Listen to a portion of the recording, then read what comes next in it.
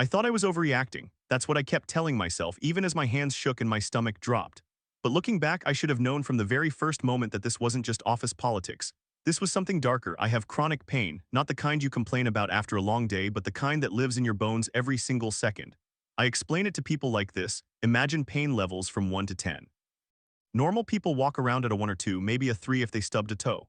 For me, my baseline is a 6. That's not a bad day, that's just Tuesday. A 7 means I'm pulling out my cane, an 8 means I'm barely moving. And a 9 or 10, I've been there and it's not pretty. I'm active though, I work 2 jobs. I keep moving because sitting still makes my anxiety worse and my pain actually spikes if I don't stay loose. But I've got all the official stuff: handicap placard on my rearview mirror, handicap marker on my license plate, and the paperwork filed with both my employers. Legally, I'm disabled. Physically, I live with it daily. I'd recently been moved to a new location for my part-time job. The team was great, especially my boss, Amy. She's one of those managers who actually listens. My colleague Casey and I were both assistant coordinators under Amy. Casey had been there longer and desperately wanted a promotion to full-time coordinator. Everyone knew it.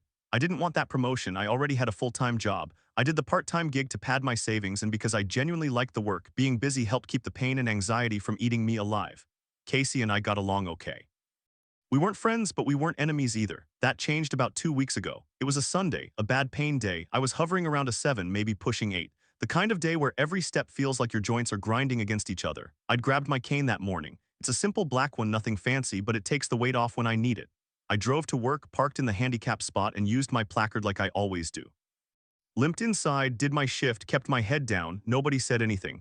At the end of the day, I was exhausted. I came home, crashed on the couch, and thought nothing of it. The next morning, my phone buzzed with a text from Amy. She sounded confused. She asked if I could come to her office before my shift started.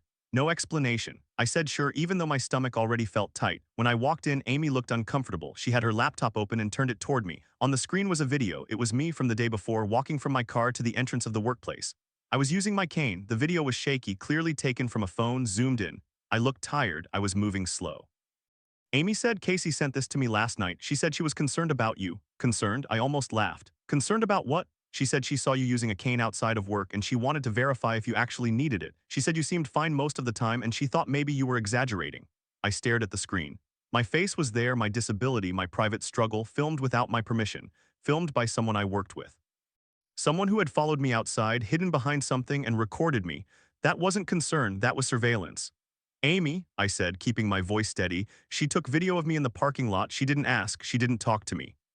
She just filmed me and sent it to you. Amy sighed. She looked genuinely torn. I know I told her that wasn't appropriate, but she keeps insisting that you might not be honest about your condition. She said she's worried about the team dynamic. I felt my face go hot.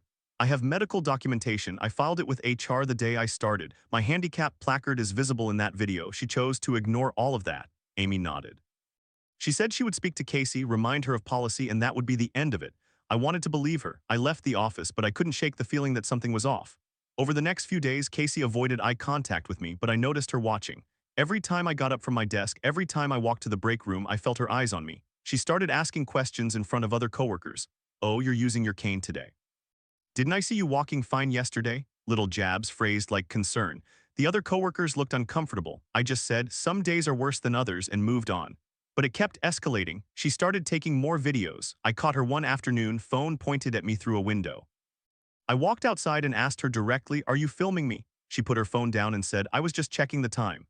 Her face was red, her voice was shaky. I went straight to Amy. Amy looked exhausted. She said she'd talk to Casey again, but she couldn't make any promises. Casey was a strong performer and the company didn't want to lose her. That was when I realized nobody was going to protect me, not really. The company would do the bare minimum, say the right words, and hope I dropped it. But I couldn't drop it because this wasn't just about a rude coworker. This was about my rights, my privacy, my dignity. I contacted HR. I filed a formal complaint. I attached the video evidence that Casey had sent to Amy. I explained the stalking, the recording, the invasive questions. HR said they would investigate. That was a week ago. This morning, I got a call from Amy. She sounded different, nervous, almost scared. She said that Casey had been talking to other coworkers. She was telling them I was faking my disability for attention, that I was lying to get special treatment. And then she said something that made my blood run cold. Casey had found out where I lived. She had driven past my house. She had taken a picture of my car in my own driveway. Casey was no longer just a difficult coworker. She was becoming a stalker. I called the police. I went to the station, showed them the videos, the texts, the complaint. I explained that I was disabled, that I was black, and that I lived in Texas. I knew what that meant. The officer listened, took my report, and said they'd look into it. But I saw the look on his face. It wasn't concern, it was dismissal. I felt like I was standing on the edge of a cliff. One wrong move and everything would collapse. That's where I am now, waiting for HR to decide if they'll actually do something, waiting for the police to maybe call me back, waiting for Casey to strike again, because I know she will. I keep replaying that Sunday in my head. If I hadn't used my cane that day, would any of this have happened? If I had stayed home, would she have found another excuse? I don't know. But I do know one thing, I am not overreacting. And I am not going to let her win. That was one story, but Reddit never gives you just one problem at a time. A few months before all that, I was caught in a completely different mess. One that started with a cup of coffee and ended with me hiding in my own bedroom, terrified to open the door. I'm 17, I work at a coffee shop. It's not glamorous, but it pays for gas and video games and the occasional date with my girlfriend Sam. Sam's great. She's a year younger than me, we've been together about 8 months, and her family is normal. Her older sister, let's call her Jen, is 24. Jen's engaged to a guy named Mike. They've been together for years, wedding set for July. I've met Mike a few times, seemed like a decent dude. Quiet, worked construction, always had a firm handshake. Anyway, it's a Saturday afternoon, the shop is slammed, I'm on register, steam wand hissing, orders piling up. My coworker Luke nudges me and nods toward the corner booth. Dude, look at those two, they need to get a room. I glance over. A couple is full on making out. Not just a peck, they're wrapped around each other like they're the only people in the world. The guy's hand is in her hair, her leg is hooked over his. It's borderline inappropriate for a family coffee shop. I'm about to look away when I recognize the girl. It's Jen, Sam's sister, the one getting married in 2 months. The guy is definitely not Mike. My stomach drops, I freeze. Luke is still laughing, but I can't hear him. My ears are ringing. I duck behind the counter and pretend to restock cups. My hands are shaking. I don't know what to do. I barely know Jen. I've never even had a real conversation with her. She's always been nice to me, but we're not friends. And Mike, I like Mike. He rooted for me at a family barbecue once when I was getting grilled about my college plans. I decide to do nothing. It's not my place. I don't want to be the guy who ruins a wedding. Maybe it's a cousin, maybe it's an old friend, maybe I'm wrong. I keep my head down and work my shift. They finish their drinks and leave. I breathe. The coast is clear. I grab a rag and go to wipe down the tables in that section. Just doing my job. I'm wiping the same spot over and over, trying to calm down when the door chimes. Jen walks back in. She must have forgotten something. Maybe her keys, her phone. She sees me, and her face goes white. She walks straight up to me. Her voice is low and fast. You saw me. No, you saw me. I didn't see anything, I say. It comes out weak. Bullshit, you were staring right at us. You know who that was. You're going to tell Mike. I'm not going to tell anyone, I swear. It's none of my business. She doesn't believe me. She grabs my arm. Her nails dig in. Listen to me. We need to talk tonight. I'll text Sam. She leaves before I can answer. I stand there, rag in hand, heart pounding. I tell myself it's fine. I'll just keep my mouth shut. Nothing will happen. An hour later, I get home. My phone blows up. Sam's texting, what happened between you and my sister? She's freaking out. She said you saw something. What did you see? I type and delete 3 different responses. Finally, I say, I don't know what she's talking about. Sam doesn't buy it. She calls me. I let it go to voicemail. Then Jen texts me from her own phone. I need to meet you tonight. Sam S coming too. Will pick you up. I tell them my parents won't let me leave the house at this hour. That's actually true. I'm 17. I have a curfew. Sam says, we'll come to your house, sneak out. I say, that's not going to work. She says, please. Meet us at the park by your street. I'm scared, not of them hurting me physically, but of the drama. I'm a kid. I just want to play video games and date a nice girl. I don't want to be a pawn in someone's wedding sabotage. I tell Sam I can't. I turn off my phone. I lie in bed, staring at the ceiling, feeling like I'm in a movie I never auditioned for. The next day I go to work. Jen is waiting in the parking lot. She gets out of her car and walks up to me. No makeup. Red eyes. She looks wrecked. Please, she says. I need you to promise me you won't say anything to Mike, to anyone. If you do, I'll lose everything. The wedding, my family's trust, everything.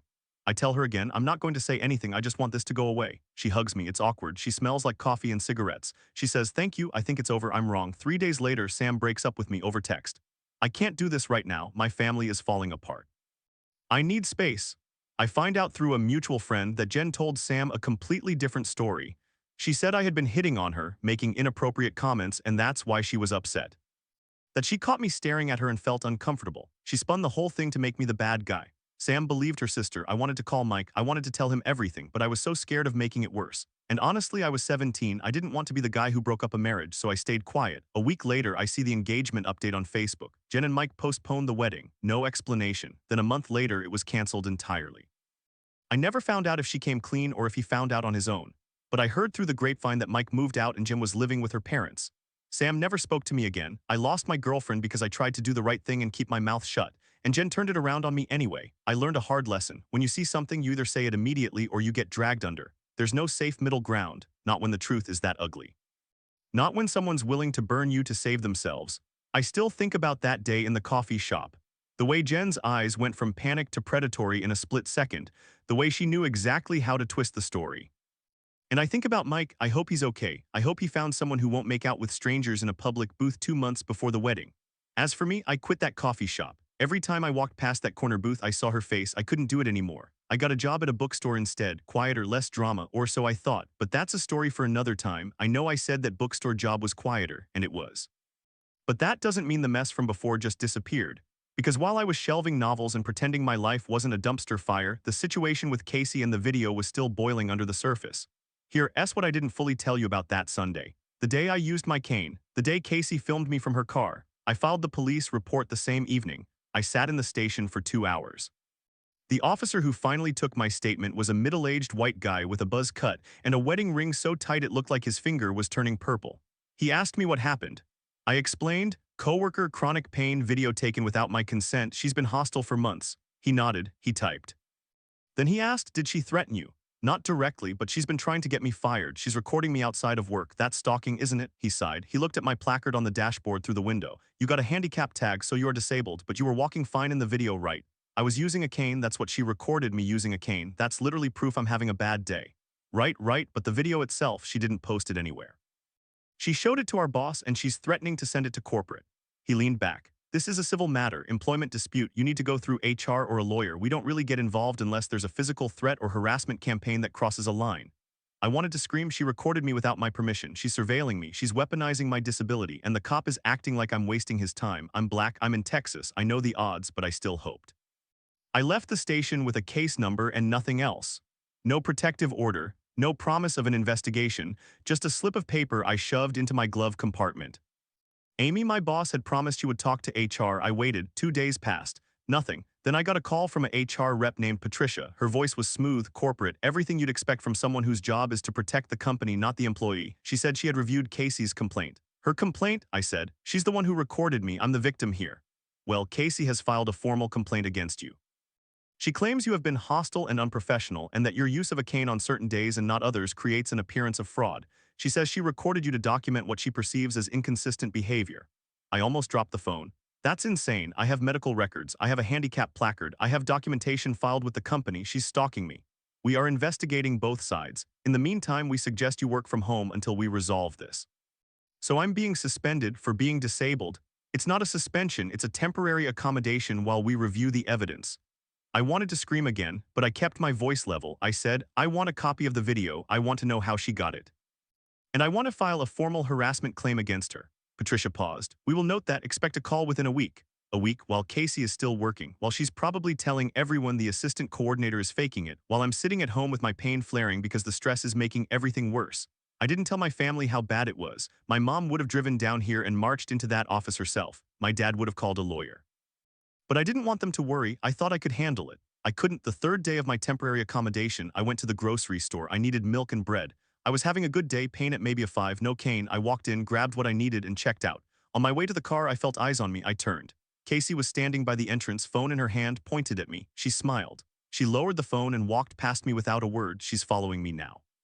Not just at work, everywhere. I got in my car and called the police again, same station. This time I got a different officer, female. She listened. She took notes. She said they would send a patrol car to drive by my apartment. That's all they could do without a direct threat. I asked, what if she posts the video online? Then it's a civil matter for defamation. You'd need a lawyer. I hung up and sat in the parking lot for 10 minutes, gripping the steering wheel. The milk was sweating. I thought about the coffee shop, about Jen, about how every time I try to stay out of drama, the drama comes for me anyway. But this time it's different. This time it's not a secret I'm keeping. It's a war someone else started. I decided to fight. The next morning I called a disability rights lawyer. A friend of a friend recommended a woman named Cynthia. She specialized in workplace discrimination and ADA cases. Her assistant put me on a 3-week wait. I took the appointment. Meanwhile, I documented everything, every text from Casey, every look, every time she showed up at my grocery store. I started keeping a journal. I noted the dates, times, locations. I saved screenshots. I took photos of my cane next to my handicap placard. I even got a dash cam for my car. Amy called me twice. She said she was on my side, but that her hands were tied. Corporate wants to see how the investigation plays out. They don't want to take sides. I said, they're already taking sides by letting her stay and sending me home. She didn't have an answer. Then the 5th day, I got an email from Patricia. Subject line, video evidence review. I opened it. The email stated that the video Casey took was not considered a violation of company policy because it was recorded in a public place and did not contain any confidential information. They noted that Casey's behavior was concerning, but that her claim of inconsistent use of mobility aids warranted further investigation. They asked me to provide documentation from my doctor verifying that I have chronic pain and that my use of a cane is intermittent. I replied with the same doctor's note I gave them the day I was hired, and I attached 3 years of medical records and a letter from my pain specialist, and a log of my daily pain levels. I hit send. Then I called Cynthia's office again. They moved my appointment up to next week. I'm done being quiet. I'm done hoping they'll do the right thing. Casey wants a fight? Fine, she picked the wrong person. I've been dealing with pain my whole life. I know how to outlast someone, and if the cops won't help, if HR won't help, I'll take it to the internet. I'll take it to the news. I'll make sure everyone knows what she did because the truth is on my side. I just need to hold on until the lawyer calls. I sat in my apartment for 3 days after that email. The milk went bad. I didn't care. I kept refreshing my inbox, waiting for Patricia to respond to my medical records. Nothing. Casey kept sending me texts from a burner number. I knew it was her because of the tone. Hope you're enjoying your vacation. Must be nice to get paid for faking it. I reported every single one to the police. They told me to block and ignore, easy for them to say. On the 6th day, Cynthia's office called. They had a cancellation. Could I come in tomorrow at 10 a.m.? I said yes before they finished the sentence. That night I couldn't sleep. I kept replaying everything. The way Casey smiled in the grocery store parking lot. The way Patricia's voice dripped with corporate indifference. The cop who looked at my placard like it was a prop. I thought about my dad who worked construction his whole life and now walks with a limp. I thought about my mom who taught me to stand up for myself even when it's scary. I wasn't going to let them down. The next morning I put on my best blouse. I grabbed my cane even though my pain was a 4. I wanted them to see me as I am. Cynthia's office was in a glass building downtown. The receptionist offered me coffee. I took water. 20 minutes later, Cynthia walked in.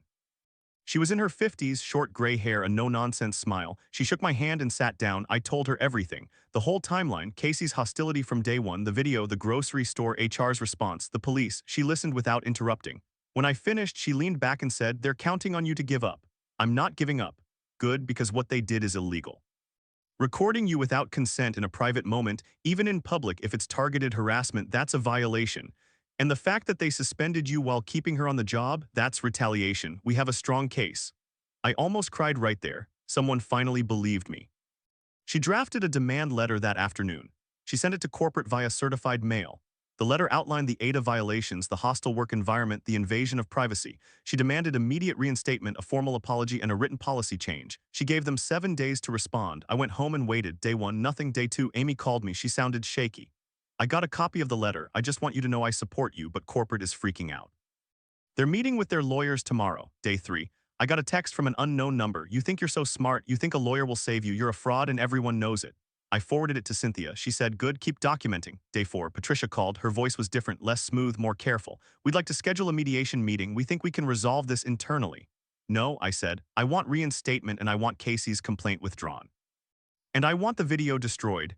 We can discuss that in mediation. I'll discuss it with my lawyer present." She paused. "Very well, we'll send the details." The meeting was set for the following Monday. I spent the weekend preparing. I printed out every text, every email, every medical record. I made a timeline. I practiced my statement. I didn't sleep Sunday night. Monday morning, I walked into a conference room with Cynthia. On the other side of the table, Patricia, a corporate lawyer named Mark, and Amy. Casey was not there. Mark started by saying they wanted to make this right. He offered me 2 weeks of paid leave while they retrained Casey. I said no.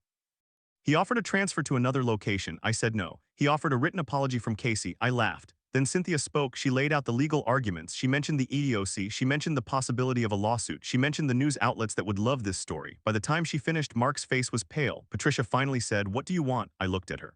"I want my job back. I want Casey's complaint expunged. I want a written policy that recording coworkers without consent is prohibited. And I want a formal acknowledgement from the company that my disability is real and my accommodations are valid." They agreed to everything. It took 2 hours of back and forth, but they signed. I walked out of that building with my head high. Casey was put on administrative leave pending her own investigation. A week later, she resigned. I heard she transferred to a different company. I didn't care. I went back to work the next Monday. Amy gave me a hug. My team welcomed me back. The coffee shop was still my part-time escape, but now it felt different. I wasn't running away from anything. I was standing my ground, but that's enough about workplace wars. Let me tell you about a different kind of mess. One that started with a coffee shop and a kiss I wasn't supposed to see. I was 17, working the evening shift at a local cafe. It was a busy night, the kind where you're moving so fast you don't notice faces. My coworker Dave elbowed me and nodded toward a booth in the corner. "Dude, they need to get a room." I looked over. A couple was full on making out, hands everywhere, lips locked. I shrugged, not my business. But then the woman pulled back and I recognized her. It was Sam, my girlfriend's older sister. She was 24, engaged to a guy named Kevin and getting married in July. The man she was kissing was not Kevin. My stomach dropped.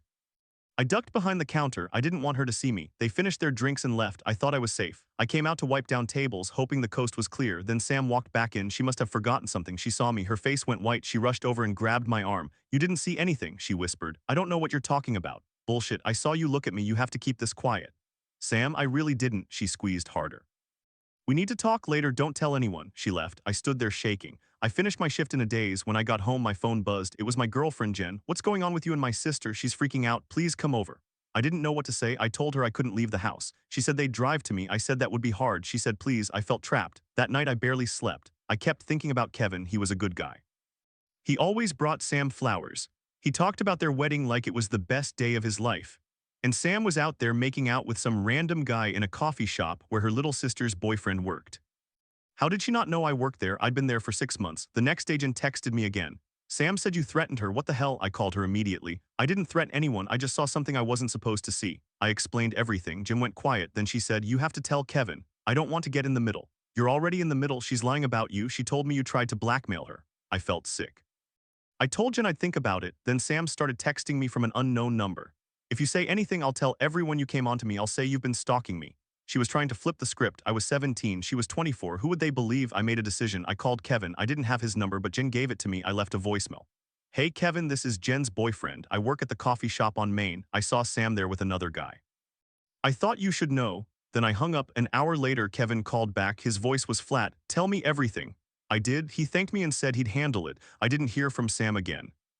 Jen told me later that Kevin called off the wedding. Sam moved out. There was screaming, crying, the whole thing. I felt bad for Kevin, but I also felt relieved. The truth was out. Jen and I stayed together for another year. We broke up for unrelated reasons. But whenever I think about that coffee shop, I remember how one kiss can destroy a whole future, and how fast someone will try to destroy you to protect their own lies. Years later, I found myself in another fight, one that involved a coworker who thought she could film me to prove I wasn't disabled. But before that even went to HR, I had to sit in a police station and watch an officer dismiss me because of the color of my skin. It started the day after Casey sent that video to HR. I was still shaking from the suspension meeting. Patricia had told me to go home and wait for their call. I didn't wait. I drove straight to the local precinct. I wanted to file a report for invasion of privacy and harassment. I walked up to the front desk and told the officer I needed to report a crime. He asked what happened. I explained that a coworker had followed me to a grocery store, recorded me without my consent, and used that video to accuse me of faking a disability. I showed him the text from Casey. I showed him the HR letter. He looked at me with this flat expression. "Ma'am, this is a workplace issue. We don't get involved in that kind of thing." I said, "She followed me. She recorded me without my permission. That's stalking." He sighed. "Did she threaten you?" "She's trying to get me fired." "She called me a fraud." "That's defamation, not stalking. You need a lawyer for that." I felt my throat tight. "So you're not going to help me?" "I'm not saying that, but you have to understand we get calls like this all the time. People have disagreements at work. It's a civil matter." I asked for his name. He gave it but didn't write anything down. I asked for a report number. He said there was no report because no crime had been committed. I stood there for a long moment. I could feel the eyes of the other officers on me. I was the only black woman in that lobby. I knew exactly what they were thinking. Another problem employee looking for sympathy. I left without a piece of paper. I sat in my car and cried. That was the moment I realized the system wasn't going to protect me. I had to protect myself. The next day I called my boss, Amy. I told her what happened at the police station. She was quiet for a second and then said, "That's not right, keep pushing." But I didn't know how to push. I had no evidence that Casey had done anything illegal except the video itself. And the company had the video. They weren't going to give it to me. Then my cousin recommended Cynthia. I called her office that afternoon. Her assistant said she had an opening in 2 days. I took it. The day of the meeting, I wore my best blazer. I walked into her office and saw a framed photo of her with a group of civil rights lawyers. I felt a flicker of hope. I told her everything. She listened without interrupting. When I finished, she said, "The police didn't take a report." "No, that's a problem, but we can work around it. First thing we're going to do is send a demand letter to your company. Then I'm going to call the precinct myself and ask for a supervisor. They can't ignore a lawyer." She made the call while I sat in her office. I heard her side of the conversation. "Yes, this is Cynthia Torres. I represent a client who attempted to file a report at your station yesterday. She was told it was a civil matter. I'm sure you're aware that recording someone without consent in a private moment can constitute harassment under Texas law. I'd like to schedule a meeting to discuss why no report was taken." She hung up and smiled. "They'll call back." They did. An hour later, a sergeant called.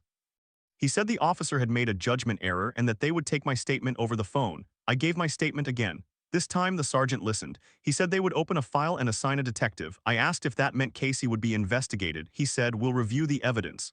I didn't feel relieved. I felt exhausted. The detective called me 3 days later. He said they had reviewed the video, the company had provided it after Cynthia's demand letter, and they concluded that while it was inappropriate, it didn't meet the threshold for criminal charges. Casey was never arrested. She was never even questioned, as far as I know. The detective said, "If she escalates, call us." I wanted to scream. She had followed me, she had recorded me, she had used that recording to try to destroy my career, and the police said it wasn't a crime because I was a black woman with a disability, and in Texas that means you have to be bleeding before anyone takes you seriously. I hung up and called Cynthia. She said, "I know it's not satisfying, but we won the battle at work. That's what matters right now." She was right. She was right. The company caved. After Cynthia's demand letter, HR called me back in. Patricia didn't even look at me when I walked in. Amy was there, sitting beside me. The HR director started talking about how they had reviewed the situation and determined that Casey's actions were a violation of company policy. They were placing her on paid leave for 2 weeks and requiring her to take sensitivity training. I asked if she'd be fired. The director said they couldn't comment on personnel decisions, but that Casey would be reassigned to a different location when she returned. I didn't feel relieved. I felt like they were just moving the problem somewhere else. Amy squeezed my hand under the table. After the meeting, she pulled me aside. "I'm sorry you had to go through this. I know it's not fair." I told her I appreciated her support, but I didn't know if I could stay. The trust was gone. Every time I walked into that building, I'd wonder who else was watching me, who else thought I was faking it. I had my cane with me that day because my pain was at a 7. I used it to walk out of the building, and I thought they still don't believe me. The next week, Casey's leave started. I came back to work. My team was nice about it. Some of them even apologized for not speaking up. But I could feel the whispers. People I'd never talked to suddenly wanted to know about my condition. I kept it professional. I said I had chronic pain and I wasn't going to discuss it further. One guy from accounting asked if I could do the company picnic's 3-legged race. I stared at him until he walked away. I thought about quitting, but my savings were thin and the part-time job gave me structure. And I liked the work, I liked Amy. I didn't want to let Casey win, so I stayed. A month later, Casey came back to the main office for a meeting. I saw her in the hallway. She didn't look at me. She walked past with her head down. I heard from a coworker that she'd been moved to a location 30 minutes away. She also filed a complaint against me, claiming I had created a hostile work environment by accusing her. HR dismissed it because they already ruled in my favor, but the fact that she even tried told me she wasn't done. Then 2 weeks after that, I got a text from a blocked number. It read, "You think you're so special, everyone knows you're lying, you'll slip up again and I'll be there." I called the detective. He said they couldn't trace blocked numbers. He told me to change my number and block unknown callers. I asked if they could at least talk to Casey. He said they had no evidence it was her. I knew it was, but I couldn't prove it. I changed my number. That helped for a while, but I started looking over my shoulder when I went to the grocery store. I started parking far away from other cars. I started checking my rearview mirror more often. The paranoia was exhausting. My pain got worse. I took more sick days. Amy noticed. She told me to take a leave if I needed to. I said I couldn't afford it. One night, I came home from work and found a note on my windshield. It was written on a torn piece of notebook paper. "I see you, you're not disabled, you're a fraud."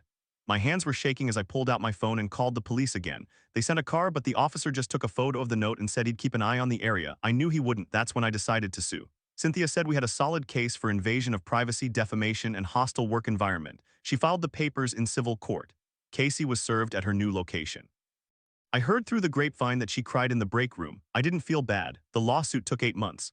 During that time, Casey tried to countersue, but her claim was dismissed. She also tried to get a restraining order against me, claiming I was stalking her. That got thrown out too. In the end, we settled for a small amount, enough to cover my legal fees and a few months of therapy. I didn't get a public apology. I didn't get justice. But I got a letter from the company saying they were updating their harassment policies to include disability-related discrimination. Amy told me that was because of me. I still work there. I still use my cane sometimes. I still get looks. But I don't hide anymore. And Casey, she quit 3 months after the settlement. Someone told me she moved out of state. I hope she learned something, but I don't count on it. That whole experience made me think about the earlier stuff, about how people will go out of their way to tear you down just to make themselves feel taller, about how the system only works if you can afford a lawyer and have the energy to fight, and about how some people will never believe you no matter what proof you show them. I remember sitting in Cynthia's office after we settled. She said, "You won, but it doesn't feel like winning, does it?" And I told her it felt like survival. She nodded. She said that was the most honest thing she'd heard all year. "I don't know what's next. Maybe I'll look for a new job. Maybe I'll stay and keep fighting. But one thing I know, I'm not going to let anyone film me without my permission again. And if they try, I'll have my phone out before they even hit record." I never thought a part-time job at a coffee shop would turn my life upside down. But that's exactly what happened 2 weeks before summer break, and I'm still trying to piece together how everything went so wrong so fast. I was 17, working the closing shift at a local chain coffee place. Nothing fancy, just pulling shots, steaming milk, wiping down counters. My girlfriend Sarah and I had been together for about 8 months. She was a year younger than me, still in high school, and her older sister Rachel was 24. Rachel was engaged to a guy named Tom. They'd been together for 3 years and the wedding was set for July. Everyone in Sarah's family was excited. I'd met Tom a few times. He seemed decent, quiet, worked in construction, treated Rachel well, or so I thought. That Saturday afternoon in May was busy. We had a rush around 4 and I was working the register while my coworker Jake handled drinks. Jake was the one who noticed them first. He nudged me and said, "Hey, check out the couple in the corner booth. They need to get a room." I glanced over. There was a woman and a guy and they were all over each other, kissing, hands everywhere. It was kind of gross for a coffee shop. Then I got a clear look at her face. It was Rachel. My stomach dropped. I knew her immediately. She had that long brown hair and the same nose as Sarah. And she was kissing some guy I'd never seen before. Not Tom, definitely not Tom. This guy had a beard, wore a leather jacket. They were laughing between kisses, completely oblivious. I turned back to the counter, hoping she hadn't seen me. I kept my head down, took orders, made drinks. Jake kept making jokes about them and I just nodded. They stayed for about 20 minutes. When they finally left, I let out a breath. I thought I was safe. I grabbed a rag and went to wipe down the tables near that booth, figuring the coast was clear. That was stupid. As I was wiping, the door swung open and Rachel walked back in. She must have forgotten something, her phone maybe. She spotted me right away. Her face went from confused to pale in about 2 seconds. She walked over, grabbed my arm and whispered, "You saw nothing." I tried to play dumb. Saw what? She wasn't buying it. She said, "Don't lie to me. I saw you looking. You were staring at us." I shook my head, but she kept gripping my arm. She said, "I need you to promise me you won't tell anyone. Not Sarah, not Tom, nobody." Please? Her voice was shaking. I just said okay because I wanted her to let go of my arm. She did, but then she pointed a finger at me and said, "We're not done, we have to talk later." Then she left. I finished my shift in a daze. When I got home, my phone was blowing up. Sarah had texted me 6 times. "What happened with my sister? Did you see her at your work? Why is she freaking out? Please call me." I didn't know what to say. I lied. I told her nothing happened. She didn't believe me. She kept pushing, saying her sister was crying and wouldn't tell her why. She said her mom was asking questions too. I told her I couldn't leave the house that late. My parents were strict, no going out after 10 on school nights. Sarah said she'd come pick me up or that Rachel would drive. I said no. She got angry. She said, "If you don't tell me what's going on, I'm coming over anyway." I was freaking out. I'm a 17-year-old kid. I didn't sign up for this.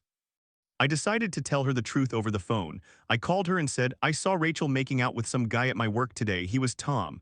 There was a long silence. Then she said, "Are you sure?" I said yes. She started crying. She said she had to go talk to her mom. I said I was sorry. She hung up. That night I barely slept. I kept checking my phone, expecting Sarah to text me something. Nothing. The next morning, Rachel called me from a blocked number. I picked up because I didn't know it was her. She was screaming. She said I had ruined her life, that I was a liar, that I was trying to break up her and Tom. I tried to say I only told Sarah and that Sarah asked me. She didn't care. She said, "You better keep your mouth shut or I'll make your life hell." I hung up. I was shaking. I told my mom about it that afternoon, just the basics. She said maybe I should tell the fiancé. I said I didn't want to get more involved. My mom said, "You already are." Monday came. I went to school. Sarah wasn't talking to me. I saw her in the hallway and she walked past me like I was invisible. Her friend told me she was really upset. I texted Sarah, "Can we talk?" She replied, "Not now." That was it. By Wednesday, I heard through the grapevine that Rachel's wedding was on hold. Tom had found out from Sarah's mom. Sarah's mom had called Rachel and confronted her, and Rachel admitted it. Or at least she admitted to kissing the guy. She claimed it was just a mistake. Tom didn't buy it. He called off the engagement. Then Rachel's whole story changed. She started telling people that I was lying, that I was trying to get with Sarah's sister, which made zero sense, or that I had a crush on Sarah and wanted to ruin her family. It was insane. Sarah finally called me on Friday. She sounded cold. She said, "You shouldn't have told me. You should have let me figure it out on my own." I said, "You literally begged me to tell you." She said, "I know, but now my sister hates me and my mom is fighting with her and the wedding is canceled. Everything is a mess." I said, "She cheated. That's not my fault." Sarah said, "I know, but I can't look at you the same way. You're the one who saw it. You're the one who said it out loud." I asked if she wanted to break up. She said, "I think I need space." 2 days later, she made it official.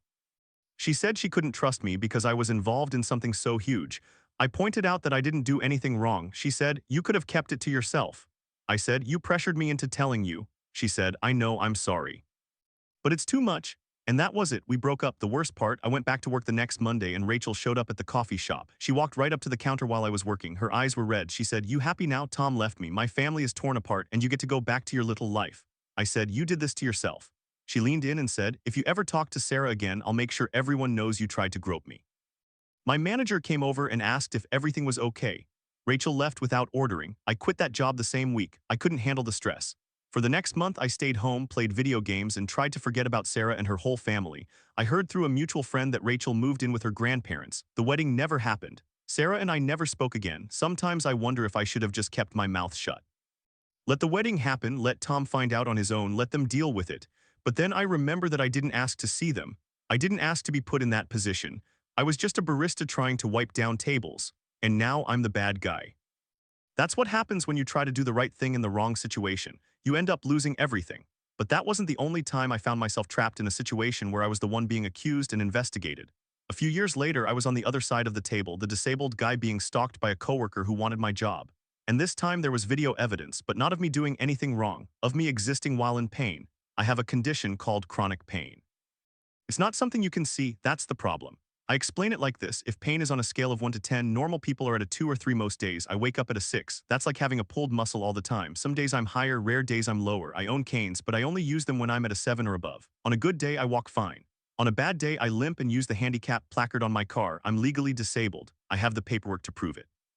My employer knows. They approved my accommodations. I work 2 jobs. My main one is full-time and my part-time is at a satellite office near my house. I love that part-time gig. My boss, Amy, is amazing. The job keeps me busy and busy helps with my anxiety. The only problem was Casey. Casey was an assistant coordinator like me, same title, but Casey wanted a promotion bad. She'd been there 5 years and felt she deserved to move up. I was open about not wanting a promotion. I already had a full-time job. I just wanted to pad my savings and do something I enjoyed. That didn't matter to Casey. She saw me as competition anyway. She was always watching me. Asking passive-aggressive questions about my hours, my breaks, my accommodations. I ignored it. I figured she was just ambitious. Then I had a bad day, a real bad day. My pain level hit an 8. I used my cane. I parked in the handicap spot. I limped through the store on my way home from work, just grabbing some groceries. I didn't think anything of it, but Casey was there. She lived in the same area. She saw me. And instead of waving or saying hi, she took out her phone and filmed me. She followed me through the produce aisle, zooming in on my cane, my slow walk, my grimace. She filmed me getting into my car, my handicap placard hanging from the rearview mirror. She captured every second of me being disabled in public. The next day at work, she went to Amy. She said she had proof that I wasn't really disabled. She showed the video. She said I was faking it because I had a cane one day and not the next. She said I was using the handicap placard fraudulently. She said I was a liar. Amy called me into her office. She was pale. She showed me the video. I felt like I'd been punched in the gut. I explained my condition. I explained that I only use the cane when I'm in severe pain and that the placard is legally mine.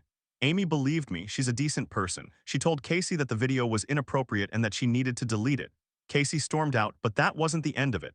Over the next week, Casey escalated. She started sending emails to HR accusing me of fraud. She told other coworkers that I was lying about my disability. She claimed that I was trying to steal the promotion that she deserved. I felt like I was being erased. My pain was real, but now I had to defend it to everyone. I had to explain myself constantly. I had to prove that I was disabled enough to use the accommodations I was legally entitled to. I went to the police.